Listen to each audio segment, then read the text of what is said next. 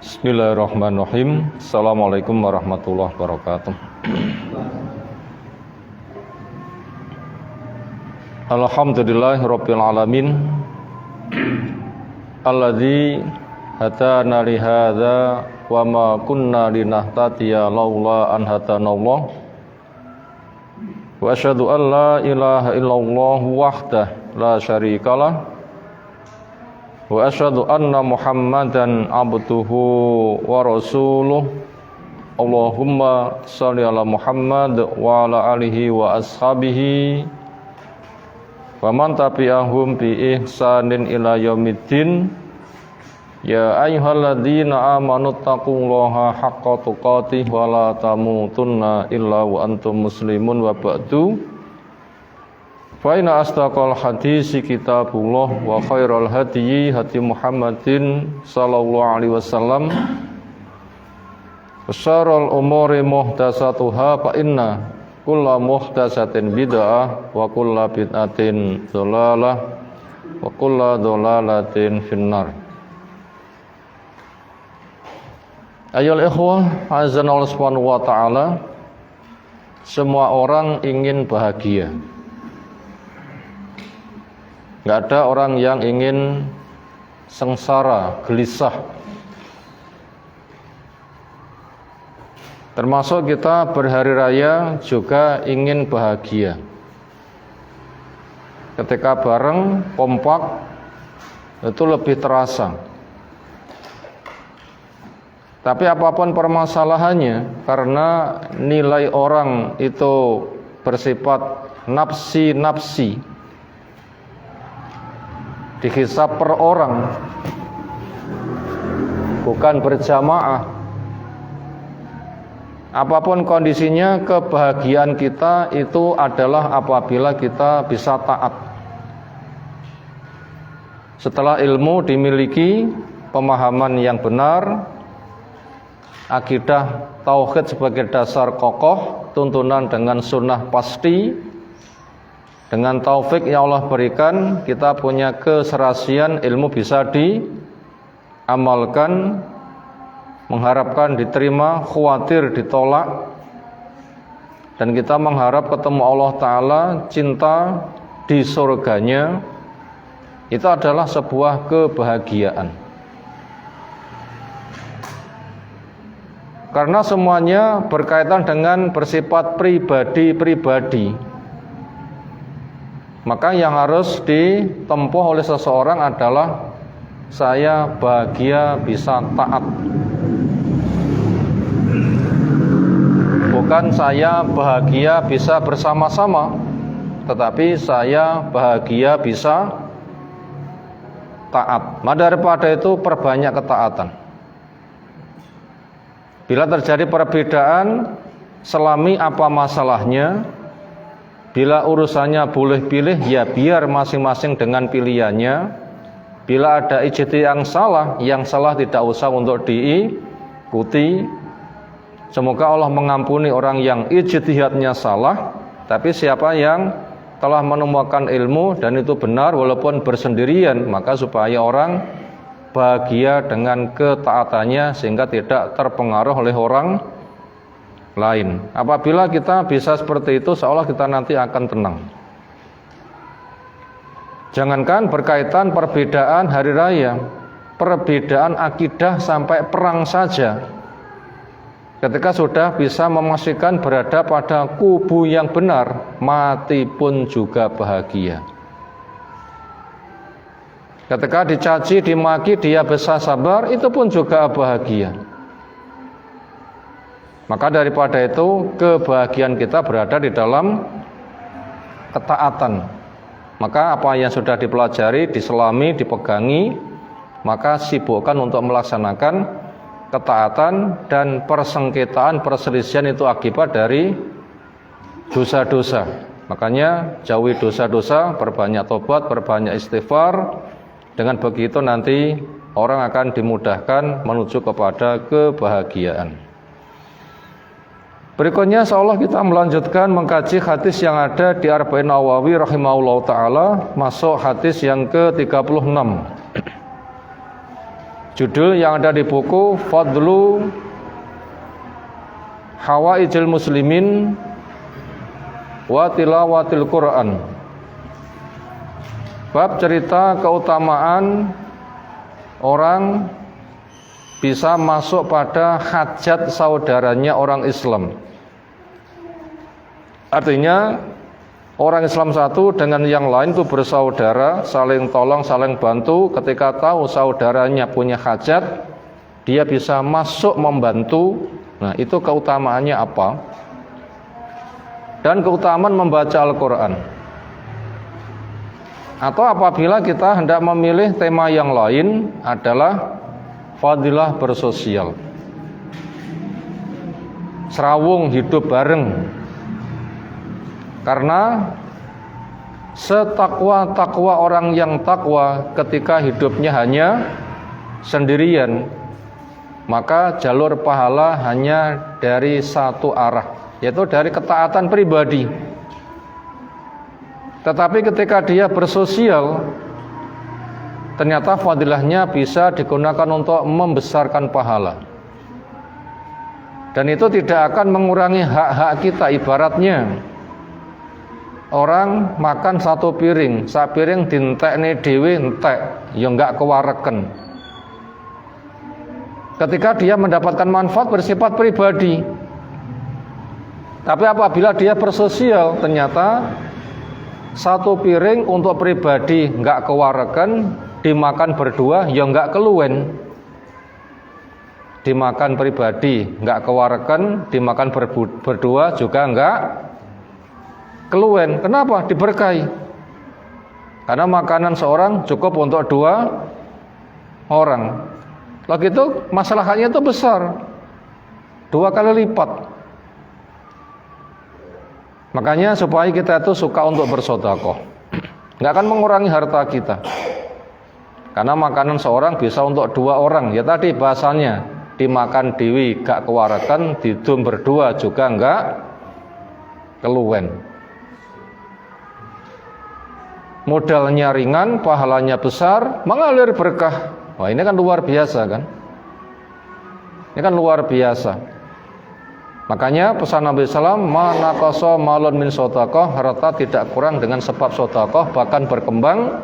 Karena jamin Allah Ta'ala, wa ma anfaqtum fahuwa yukhlifuh, apapun yang kamu infakkan Allah memberi ganti 10 kali, 700 kali, kelipatan yang gak bisa dihitung.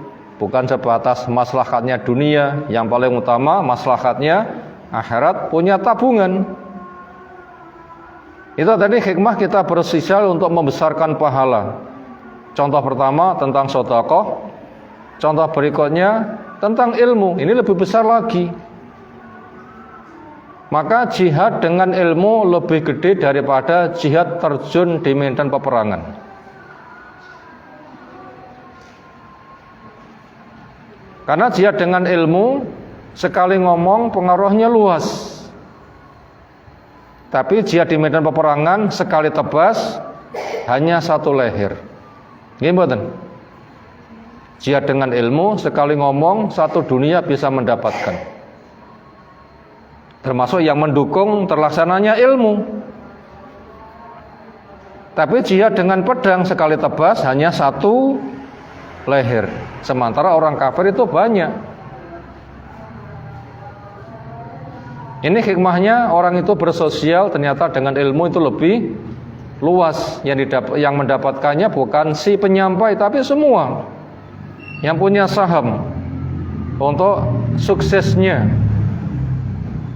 Ada guru, ada murid, ada penyampai, ada pendengar, ada pengelola, ada pendana. Gayung bersambut itu adalah seimbang. Semuanya kena, asalkan niatnya benar. Sehingga dengan demikian nanti hikmah bersosial untuk membesarkan pahala, orang akan semakin semangat. Kenapa? Karena sama-sama cari pahala. Bila sendiri itu 1, ketika bersosial kelipatannya tidak bisa dihitung. Itu pun juga modalnya sama saja. Contoh yang lain, kita sholat maghrib antara di rumah sama di masjid, jumlahnya sama atau beda? Sama, podo-podo 3 rakaat. Kalau di rumah fadilahnya berapa kali? Sekali lek ditompo. Di masjid langsung 17, belum lagi langkah kaki, menghapus pahala, meninggikan derajat,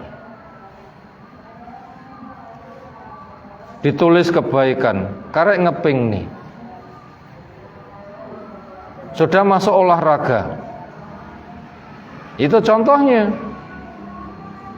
Sementara ketika di rumah setelah itu butuh olahraga, kelilingnya itu tidak ada nilai sholat. Tapi ketika ke masjid, kelilingnya itu dianggap sholat. Karena orang itu dinilai sholat sejak dari berangkat sampai pulang. Makanya yang paling bagus ketika orang itu berjamaah, itu sudah siap Allahu Akbar sejak dari rumah.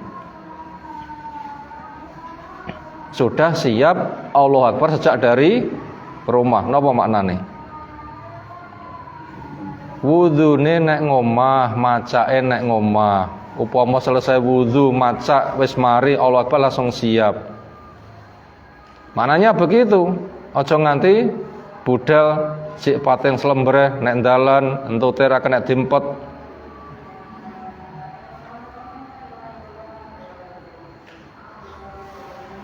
Maka sejak dari rumah itu sudah siap Allahu Akbar.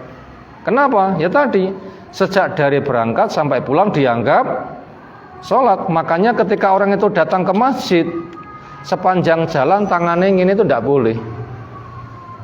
Kenapa? Karena tidak ada perbuatan sholat model tangan seperti ini. Model tangan seperti ini untuk apa? Bantal turu, nggih. Apalagi menggambarkan hubungan mukmin satu dan yang lain seperti ini. Enggak ada praktek sholat seperti ini. Kalau orang berangkat sholat model tangan kayak begini sudah tidak boleh. Artinya apa? Lek mek ngene wis gak oleh apa neh budalnya masjid karo ngentut kan luwih nemen pundi. Jika mek ngene saja itu tidak dianjurkan, apalagi budalnya masjid malah karo ngentut, apalagi karo pacaran pisan. Wih, kudu tambah nemen. Makanya supaya kita sejak dari rumah sampai ke masjid itu punya nilai sholat, sejak dari rumah itu sudah siap Allahu Akbar. Artinya semua kelengkapannya disiapkan sejak dari rumah. Upomo engkau memanfaatkan fasilitas masjid wudu nek kono, permasalahane batal ora kena dimpet, ngoten lho nggih. Batal ora kena dimpet. Itu urusan lain.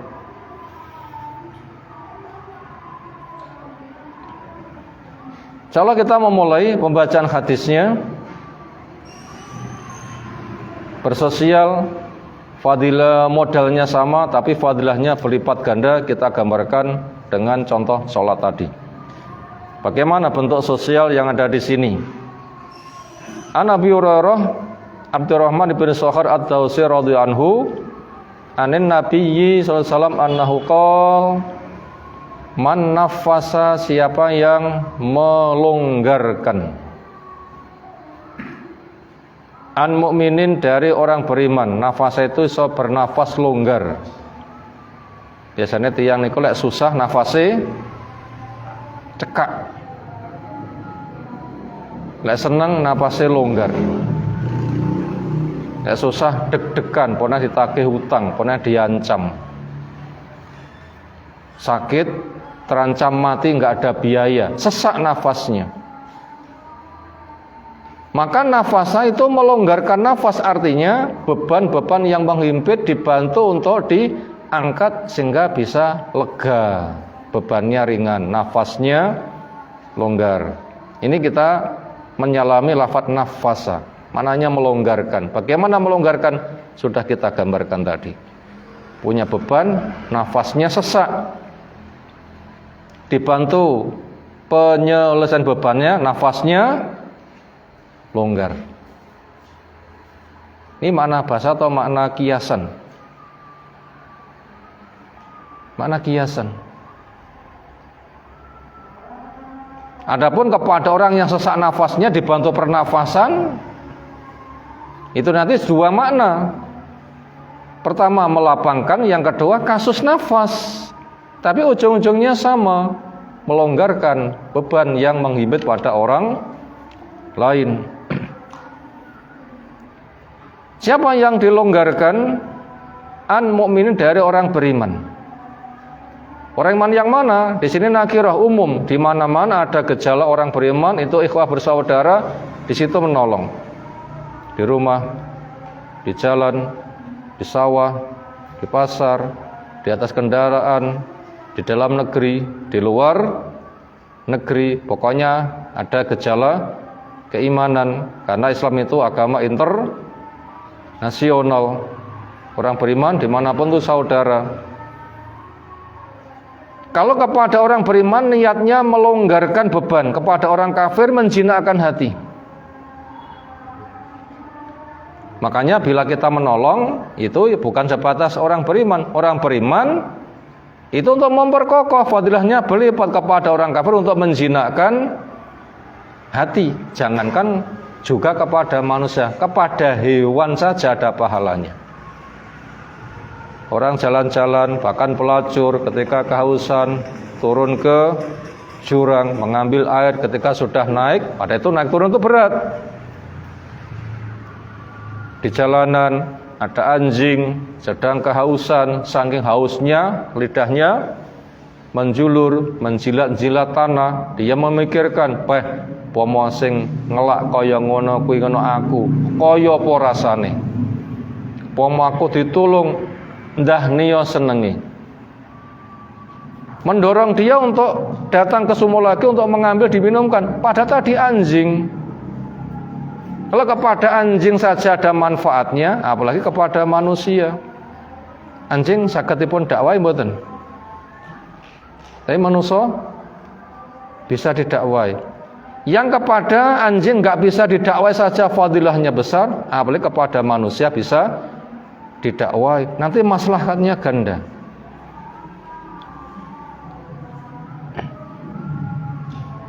Makanya orang semisal Abu Bakar itu nulung kepada mukmin atau orang kafir, kepada mukmin untuk memperkokoh, memang itu saudara, kepada orang kafir untuk menjinakkan hati, sehingga bisa mengendalikan. Karena orang itu apabila ditolong punya nurani untuk membalas.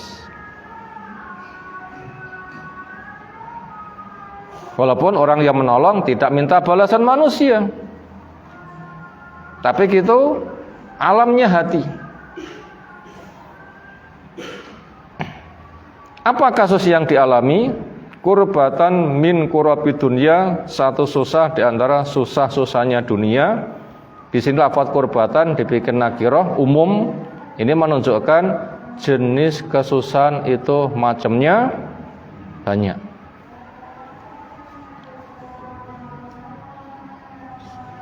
Susah ngarit angel golek suket.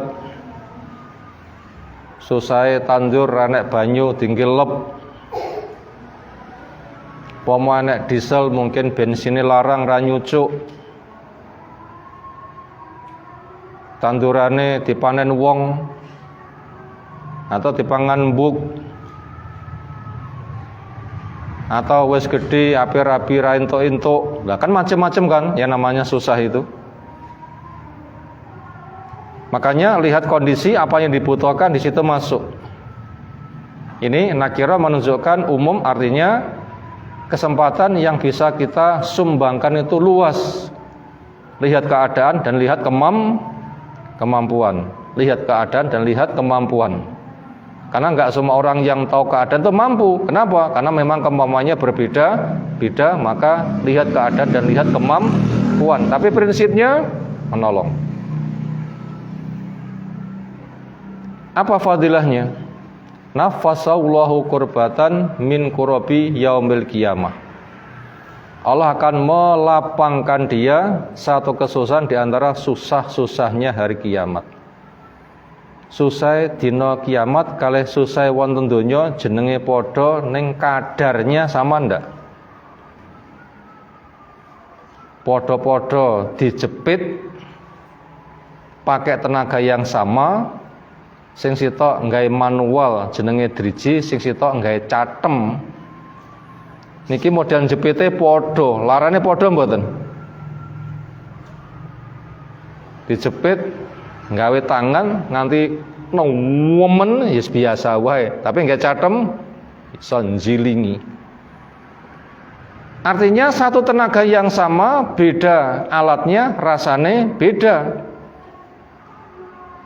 Susah dunia, susah akhirat itu berbeda. Makanya api dunia untuk menjadi api neraka masih dijadikan 70 kali. Dunia saja sudah hancur, bagaimana dilipatkan 70 kali? Kalau begitu, fadilahnya besar. Saya menolong dengan modal 1, fadilahnya juga diberikan imbalan 1, bahkan 10 kali, bahkan 700 kali. Nilai dunia akhirat sudah beda, akhirat sudah gede, masih dilipatkan lagi. Wah, ini kan besar kan? Besar. Nah begitu. Dan ketika kita menolong itu dengan jumlah harta yang bisa dihitung. Zakat 2,5%. Infak bisa sepertiga, sudah luar biasa. Itu masih bisa dihitung. Sementara imbalannya tidak bisa dihitung. A'datu li ibadiy sholihin mala ainun ra'at wala udhunun samit wala khotoro ala qalbi basar.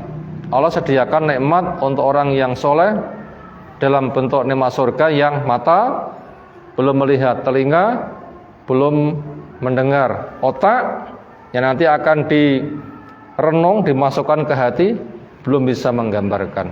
Gede kalau gitu fadilahnya.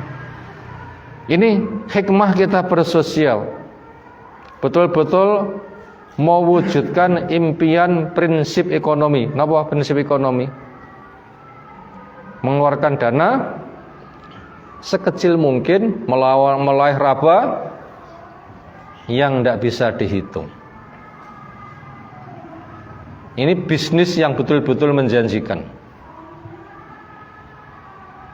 Makanya bisnis seperti inilah yang supaya kita tertarik.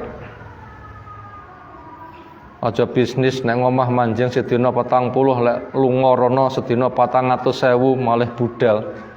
Ya mek 400.000 lek nguyak tenanan. Nek ngomah mek 40.000 ping 700 pinten? Kenapa kira patek duya? Nek ngomah 40.000 yang Kalimantan 400.000 lunga ten mriku mboten?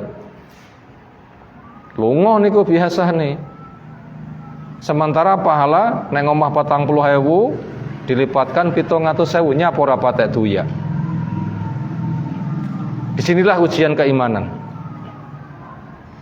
Di sini ujian keimanan. Makanya Allah benar mengatakan bal tuhibbunal ajilah wa tadharuna al akhirah. Kenyataannya kamu luweh kesengsem kepada kenikmatan dunia, tapi karo akhirate gak patek ngreken. Itu Allah tahu kejiwaan manusia. Makanya kita ngaji dimotivasi. Berikutnya, waman yassara ala mu'sirin, siapa yang memberikan kemudahan kepada orang yang kesulitan. Ini seringnya untuk urusan ekonomi. Yassarallahu alaihi fid dunya wal akhirah, Allah akan memberikan kemudahan untuk dia dunia maupun di akhirat. Makanya siapa yang punya rezeki longgar ketika untuk pribadinya sudah cukup supaya dia bersosial. Melihat siapa yang sekira masih berpotensi utang, tawari. Ojo golek utangan yang bang riba. Usahamu apa, kerja tenanan sing profesional tak modalane. Lah iso bagi hasil boleh. Dene ra iso tak pinjami gratis. Teko ndoto ora iso bayar, saya berikan tangguh. Lek nganti pailit yes pek-peken. Bila kita berpikir akhirat, kita nanti akan begitu. Bukan untuk numpuk-numpuk harta. Sementara yang dimanfaatkan itu adalah perute wong sugih karo perute wong miskin padha napa beda? Padha mawon. Padha mawon. Dengan praktek nih teng sawah beto sego sepilang kalih wonten hotel sepiring regane padha napa beda? Dua dina ya padha mawon. Jadinya sama saja. Orang yang umroh fasilitasnya hotel, pergi menginap di hotel bisa merasakan. Kadang ada daurah-daurah karena penyelenggaranya orang yang cukup ekonominya juga disewakan hotel. Ternyata ketika ngelakoni nggak ada bedanya, hanya beda tempat saja. Wetenge podo, ilate podo, tapi biayanya itu berbeda.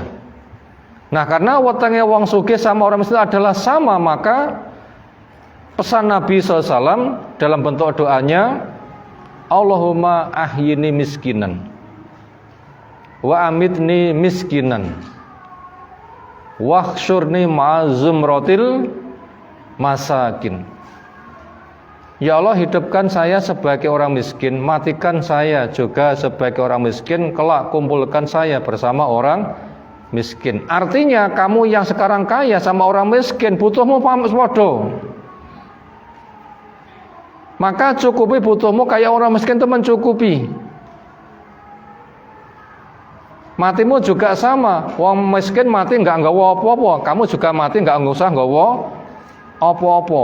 Kamu nanti akan bisa banyak berderma. Matine wong miskin penak. Kenapa? Memang nggak ada dihisab. Bagaimana sing sugih ambil nggak dihisab? Makanya memang butuh sama ketika punya kelebihan banyak sedekah. Ini cara meringankan hisab. Makanya doa di atas sudah memberi petunjuk kepada kita, itu dunia betul-betul sebagai sarana. Ternyata wong miskin murah biayanya, kamu kaya juga murah biayanya, punya kelebihan, itu amanat bagaimana kamu akan ringan dihisab. Makanya ada dua perkara yang rata-rata orang itu benci, sebenarnya keduanya itu baik. Nopo? Satu miskin, dua mati. Nopo penak wong miskin? Enteng hisabi. Nopo penak wong mati? Leren dosane. Semoga diterima amalnya sehingga nanti bisa istirahat. Ini bila kita bisa seperti itu, nanti kita bisa. Makanya siapa yang punya kekayaan, gunakan kebutuhan sebagaimana orang miskin memenuhi kebutuhannya. Ketika punya kelebihan, tanam jasa. Cari orang miskin, latih keterampilan, beri peluang kerja, modali. Bila bisa bagi hasil, bisa mengembangkan orang miskin ditolong semakin banyak. Nah begitu, si A terberdayakan, ada masukan, cari lagi si B terberdayakan, cari si C terberdayakan, dan seterusnya. Nanti bila seorang bisa menolong orang 1000, nanti kaum muslimin yang punya jiwa begitu ada 1 juta, berapa yang ditolong? Pinten nggih? Nek siji 1000, nek wong 1 juta pinten? KM. Jadi penduduk Indonesia yang 300 juta, andaikan ada 1 juta bukan sebatas mengentaskan wong sak Indonesia. Wong Indonesia wonten jumlah 1 miliar. Nggak ada. Mendunia nanti jadinya. Mendunia. Loh, itu kan besar kan. Ya silahkan kita punya ambisi kaya, tapi ya begitu.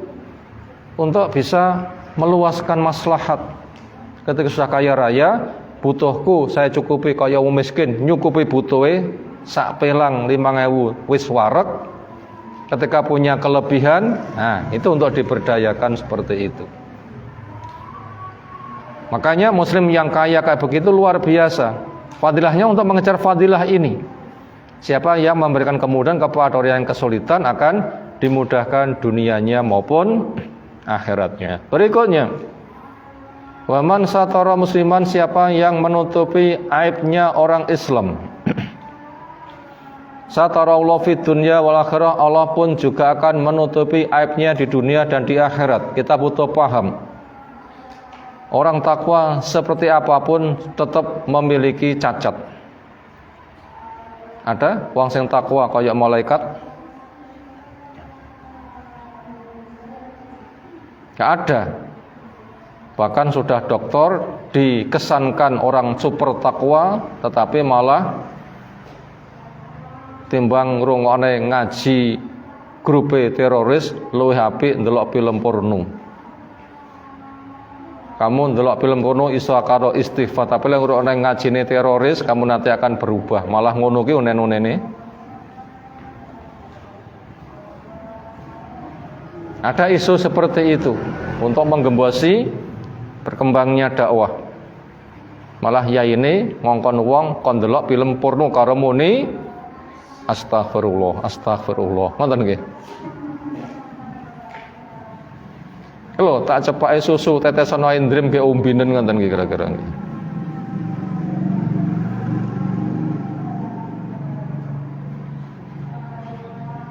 Jadi enggak ada orang yang lolos dari cacat. Sementara cacat itu akan mengundang siksa.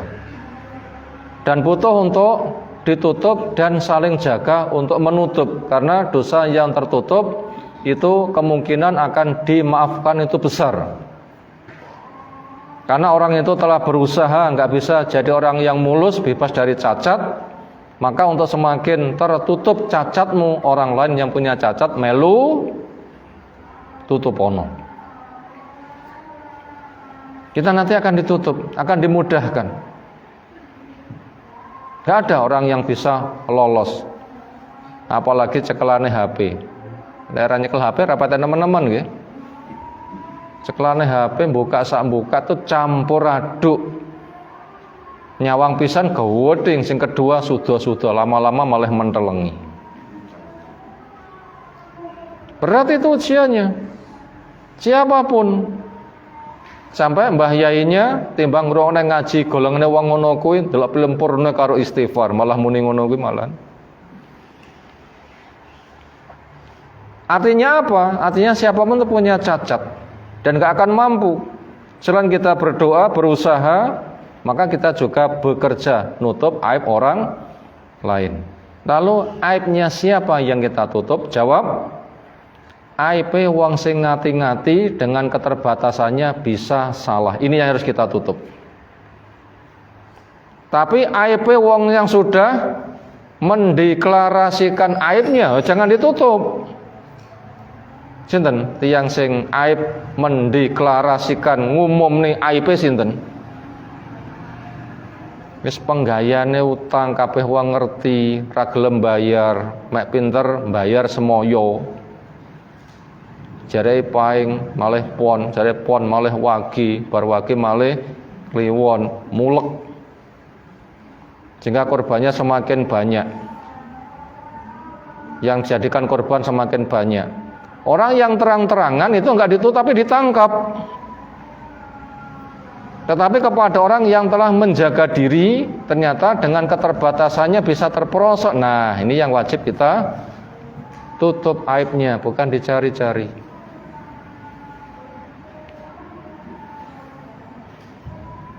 Makanya bila menyelesaikan, panggil saja berduaan. Bila enggak kena, ya nanti bisa meningkat. Lama-lama yang bisa menyentuh. Memang ada hukuman semula halus, ketika bandel nanti semakin keras. Sehingga masyarakat nanti akan berusaha untuk mengendalikan dia. Sehingga kurbannya tidak semakin berkepanjangan, sehingga dunia yang luas terasa sempit. Itu apabila orang itu kebablasan, tujuannya ke sana untuk menghentikannya juga. Ternyata lebih mulia lagi ketika aurat, aib itu ditutup di akhirat dengan dimaafkan oleh Allah Ta'ala. Ringkasnya, contoh di atas, pekerjaan sosial yang mudah kita jumpai, jenisnya itu sangat banyak, maka Allah merangkum dengan kaidah berikut, wallahu fi aunil abdi ma kana abdu fi auni akhi. Allah akan menolong hambanya selagi si hamba mau nolong kepada saudaranya. Yang di atas sebatas contoh, melonggarkan, melapangkan masalahnya, memudahkan urusannya, menutup aibnya. Ini 3 contoh yang menonjol, banyak dijumpai. Tetapi yang diterjuni bukan 3, masih banyak. Makanya lihat kondisi, lihat kemampuan. Kondisinya ini, kemampuannya apa yang mampu kerjakan. Itu macamnya banyak. Karena Allah membuat kaidah, Allah menolong hambanya selagi hamba mau nolong kepada saudaranya. Itu luas. Termasuk mitungnya golek bojo barang, termasuk loh nggih. Termasuk nasihati lek bengkerengan ojo nganti cerai, termasuk juga kan. Itu banyak yang seperti itu. Itu banyak seperti itu. Apalagi masyarakat tidak banyak yang paham tentang cara talak yang benar. Muambengi jima esuk tukaran muni pegatan sah mboten? Mambengi jima esuk-esuk tukaran terus pegatan sah mboten? Mboten sah ngoten niku. Mboten sah. Mambengi golek jatah ra entuk sebabe sedang haid sesuke tukaran. Oh niku nggih mboten sah cerai model ngoten niku. Enggak sah juga. Jadi enggak gampang. Di masyarakat banyak yang seperti itu. Wadong stres, susah, iso balan apa ora? Maka ditanya, prosesmu lekmu pegatan pi? Lah golek jatah ra entuk ya wekel tak cerai. Berarti bojomu haid. Nggih, ngono iki ya ora sah. Mboten sah nggih. Ini malah wayem rasita pegatan. Itu banyak kasus seperti itu. Karena orang mencerai itu harus siap menghadapi masa iddah. Sampai bayi melahirkan atau haid. Dan seterusnya. Itu tidak gampang itu. Karena ada cerai syar'i, ada cerai bid'ah. Cerai yang mengikuti syariat, yang sunnah, ada juga yang bid'ah, yang bid'ah tidak sah. Karena Islam tidak menetapkan hukum melewati perbuatan bid'ah. Wallahu a'lam. Itu semua bisa didapatkan akhlak seperti itu apabila orang mau cari ilmu. Berikutnya kita membaca kelanjutan hadis penggemaran cari ilmu. Karena innama yakhsyaullah min ibadihi al-ulama, yang bisa mewujudkan rasa takutnya berbuah taat hambanya yang punya ilmu. Maka akhlak di atas nggak mungkin bisa kita kerjakan tanpa ilmu. Ilmu akan membuahkan hidayah. Hidayah lewat ilmu dulu. Hidayah lewat ilmu dulu. Maka belajar dulu dapat hidayah, nanti akan bisa beramal. Sekarang kita akan membaca penggemaran untuk mencari ilmu, supaya kita tuh gemar cari ilmu. Apa fadilah cari ilmu? Sekarang mlakune tok dari rumah ke majelis, ini fadilahnya apa? Cek mlakune tok lho nggih. Cek mlakune tok. Raketang ro sempoyongan nganti bukune lali teko nggen karek ngantuke. Cek mlakune tok mawon sudah berfadilah besar. Makanya jangan sambat kesel dan ngantuk, sing penting budal. Kenapa? Mengejar fadilah mlakune. Teko nggen saya ngantuk duduk niatku. Tapi itu keterbatasanku. Dene disinggung ya misam-masem ngaten mawon nggih. Rasa dilebokne ati. Karena niatnya itu gugah-gugah, bukan untuk menyakiti. Man salaka thariqan, siapa yang menempuh perjalanan. Mlakune tok niki, suluk niku, menempuh perjalanan, suluk. Ini seneng suluke dalang. Tujuannya apa menempuh perjalanan? Entah itu melaku gawe sikil atau naik sepeda atau sepeda motor atau yang lain-lain. Tujuannya yaltamisu fi ilman, untuk cari ilmu syar'i. Kalau kita ke sini double-double, sudah berjamaah, ada ilmu lagi. Kadang malah membawa sedekah. Wah, berapa itu nanti? Bahkan untuk dakwah itu sendiri. Sahalallahu, Allah mudahkan baginya, dengan sebab itu thariqan, jalan ila jannati, ke surga. Berarti kita dari rumah ke sini sama saja menempuh perjalanan masuk ke surga. Makanya entengo njangka untuk masuk ke surga. Surganya di dunia majelis ilmu. Itu tanda-tanda penduduk surga. Apa? Sregep ke majelis ilmu. Pegang ini. Lalu ketika sudah berkumpul di sana mengadakan kajian, ada fadilah yang lain. Wa mastama qaumun fi baitin min buyutillah, tidaklah suatu kaum membuat acara ngumpul-ngumpul di sebuah rumah di antara rumah-rumah Allah. Ini termasuk rumah Allah, rumah yang dibangun untuk dibaca ayat-ayat Allah. Tapi Allah tidak ada di sini, Allah berada di atas arsy, tinggi dan naik tanpa menjamah. Makanya yang dimaksud rumah Allah adalah sebuah rumah, di situ disebut nama-nama Allah, terpenuhinya syariat Allah, bukan Allah di dalamnya. Untuk apa mereka mengadakan acara ngumpul di sebuah rumah di antara rumah-rumah Allah? Yatluna kitab Allah, membaca kitab Allah, entah itu Qur'annya maupun sunnahnya atau fatwa para sahabat, termasuk kitabullah itu. Loh, aku ngajin enggenmu panggah hadis saya ndi ayate. Itu salah pemahaman. Sebab itu citane kitab Allah, sing tak waca ya kitab Allah tok, hadisnya enggak masuk. Ini juga salah pemahaman. Makanya 3 paket enggak bisa dipisah. Apa itu? Al-Qur'an. Yang kedua, Al-Qur'an bentuknya sunnah sebagai tafsir. Yang ketiga, perilaku para sahabat yang sudah dilegalisir oleh Al-Qur'an, itu juga nilainya Al-Qur'an. Namanya sabilul mu'minin. Ini pemahaman yang benar. Itu kegiatannya membaca kitab Allah dan mereka saling belajar bareng. Apa fadilahnya? Nazalat alaihimus sakinah, turun ketentraman. Tahu ilmu bahagia. Rasa cocok, terhias indah, itu bahagia.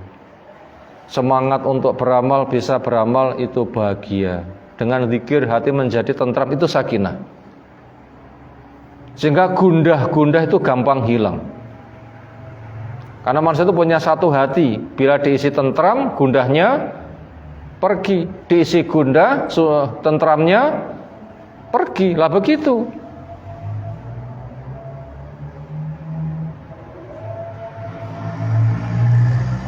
Tidak mungkin seseorang punya 2 perut. Seorang ya punya 1 perut. Makanya apabila ilmu itu Allah akan memberikan ketentraman, tidak ada ilmu itu kegersangan, sibukkan dengan ilmu, nanti akan tentram. Jatah gundahmu sudah terdepak oleh sakinah ya Allah turunkan ketika kamu duduk di majelis ilmu. Wa ghasyiyatuhumur rahmah, Allah menyelimutkan dengan kasih sayangnya, dihiaskan indah. Wa hafathumul malaikatu, malaikat pun juga mengepakkan sayap, ikut hadir, memberikan motivasi, menjaga, menyemangati. Wa zaqala fi maninta, Allah menyebut mereka di depan makhluk yang dimuliakan, nanti dibanggakan. Amal solehnya membubuh mengelilingi arsy, malaikat melihat. Nama si fulan, si pelaku kesolehan itu disebut-sebut, mereka mengenal, itu membanggakan. Waman bata bi amaluh lam yusibi nasabu, siapa yang lambat amalnya maka nasabnya tidak bisa mempercepat. Ibaratnya ora manjing nggih mboten bayaran, ra nandur ya ora panen. Senajan to anake nabi lera ngamal, bapake dadi nabi tidak bisa mengangkat derajat karena masing-masing akan dihisab dewi dan seterusnya. Maka ini menunjukkan kepada kita untuk lebih menyemangati kewajiban ilmu beramal. Dakwah itu adalah fardu ain, enggak usah njagane wong liya. Gelem ya dene ra gelem aku budal dewi. Wong mati aku sirku yoga tapi panggah budal. Nggih mboten? Mati sirku gah tapi panggah budal. Oh sing ngaput saja budal, mosok golek ilmu rapate apot ra budal. Ya berangkat saja. Cukup banyak pelajaran yang bisa kita dapatkan. Hadis dibaca saja sudah cukup banyak memberikan keterangan, apalagi sudah diurai, maka silahkan dibaca berulang-ulang dan kita jadikan bahan pertimbangan. Semoga itu semua akan menjadi akhlak kita semuanya, apa yang telah dibimbingkan oleh Nabi Shallallahu Alaihi Wasallam. Demikian, ada tanggapan, disilahkan.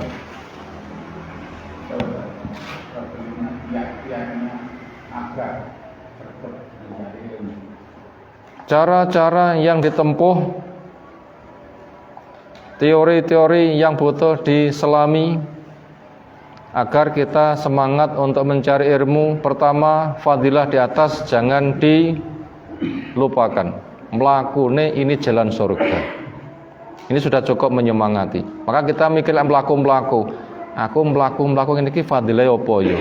Tapi lek ke majelis ilmu itu surga. Dan itu olahraga, fadilahnya olahraga. Tapi lek ilmu, fadilah ilmu olahragane katut. Ini sudah penyemangatan. Kiat yang kita tempuh dengan memahami. Yang kedua, kita berada di taman surga dengan 4 hidangan: ketentraman, rahmat, amal soleh kita membubung naik, malaikat pun juga ikut menunggui. Bila tidak, kegersangan koncone setan, musik, nyanyi, hancur. Maka fadilah di atas sudah cukup menyemangati. Ya nomor 3, bahwasanya kebaikan butuh dijaga. Ilmu dijaga dengan ilmu. Bila ilmu enggak dijaga dengan ilmu akan hilang. Makanya ini akan mendorong kepada kita, ilmuku cara njogo ya harus pakai ilmu. Enggak mungkin ilmu dijogo dengan kosong dari ilmu, enggak mungkin. Ini kiat yang ketiga. Jika nanti dia akan tertarik, terikat dengan ilmu. Ilmuku enggak boleh hilang, cara njogo juga datang ke majelis ilmu. Lalu yang keempat, senjata semakin diacah semakin tajam. Ilmu semakin ditambah, iman juga akan semakin peka dan kuat. Dan orang pengen gajine naik. Nggih mboten? Sekolah ya munggah kelas. Ini penyemangatan yang keempat. Lalu yang kelima, Imam Ahmad Ibnu Hambal sudah putih brih rambute, wis tuyuk-tuyuk, sudah hafal 1 juta hadis. Ketika ada majelis ilmu kayak bocah yang masih baru mengenal. Kita punya berapa hadis? Imam Ahmad saja masih kok yang ngono kuwi, awake kok luwih pinter timbang Imam Ahmad. Nyapa ora teko, aku wis pinter. Apa kita ndak malu? Makanya langkah yang kelima, bandingkan dengan orang soleh tempo dulu. Lalu yang keenam, fadilah ilmu ketika diamalkan, didakwahkan akan sejumlah orang yang mengikuti. Maka carilah kelipatan dengan semakin banyak orang yang kita dakwai, minimal kita ajak. Bila kita tidak bisa mendakwai, kita mengajak. Pahala akan mengalir dikalikan sejumlah mereka. Kalau ada satu saja yang mau menerima dakwah kita, gaji pahala untuk si dai berapa? Lebih baik daripada unta merah. Lek mobil konglomerat wonten 30 miliar. Ngaji sing nampa siji masih lebih besar gajinya daripada mobil harganya berapa? 30 miliar. Kenapa kita enggak semangat? Wong fadilahnya sangat besar. Ini wong sitok wae, nah wong 10, wong 100. Sampai mati kita tinggal menghitung berapa. Wis gawede mengalir sejumlah orang yang kita ajak. kurang menarik apa? Maka yang gitu-gitu tuh bila kita pelajari ini untuk penyemangatan. Kiat-kiat itu yang harus supaya kita miliki. Sementara dunia akan segera kita tinggalkan. Kalau pahala kayak begitu kita tidak memiliki, sok sing dikomati ya apa, mobil ora digawa, bojone ora digawa, mas perak ora digawa, apa-apa ora digawa, sandangan api dicopot kabeh bahkan digunting. Tuku klambi anyar regane karo 0,5 juta. Wayah mati ra kena dicepot gunting mboten. Wah enggak digunting ae. Ijole ya mek kafan semeter 20.000 ping 10 mek 250.000. Apa yang dibanggakan? Mati begitulah, tapi kalau ilmu jadi teman ada di alam kubur. Nah, ini termasuk kiat supaya kita selalu mengingat dan merenung dan jangan sampai dirusak dengan dosa-dosa. Sebab kalau pernah semangat tapi dirusak karo dosa, melempem. Wis kadung melempem ngono kuwi, engko digoreng neh, pone segone kadung blekenyek digoreng. Waduh jenenge jenang goreng lah. Nate jenang goreng mboten lho. Lek sego deingi rada kemrutuk isuk digoreng malah enak, tapi lek jenang goreng sego mblekenyek digoreng, wiyah kono tambah munek gitu nanti jadinya. Makanya hilangnya ilmu bila nggak dijaga itu basi. Demikian, subhanakallahumma bihamdika, asyhadu an la ilaha illa anta, astaghfiruka wa atubu ilaik. Assalamualaikum warahmatullahi wabarakatuh.